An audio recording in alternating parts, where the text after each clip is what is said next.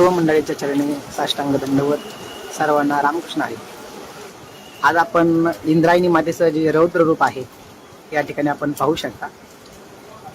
आज या ठिकाणी जी काही मंडप उभारण्यात आलेली होती, जी काही स्वच्छतासाठी बाथरूम आणलेली होती, या ठिकाणी सर्व आता बुडून गेलेली आहेत, वाहून गेलेली आहेत. आपण पाहू शकता किती पाणी आलंय. जो आळंदीमधला सर्वात हा मोठा जो पूल आहे, तो पूल देखील आज पाण्यामध्ये गेलेला आहे. म्हणून सर्वांना विनंती आहे, जी मंडळी आळंदीच्या दिशेने येत आहे त्या मंडळींना विनंती की आज माऊलींच्या दर्शनाकडे येऊ नका. कारण या ठिकाणी जेवढी काही पूल आहेत, 3-4 जे पूल आहेत, दगडी पूल, हे सर्व पुलं पाण्याखाली गेलेली आहेत. म्हणून आज या ठिकाणी येऊ नका. विश्वमाऊली ज्ञानोबारायांचं या ठिकाणी आपल्याला दर्शन घडवतोय मी. आज आपण ऑनलाईनच दर्शन घ्या, कारण या ठिकाणी आज तर काय आपल्याला येता येणार नाही. त्यामुळे आजचं विश्वमाऊली ज्ञानोबारायांचं दर्शन.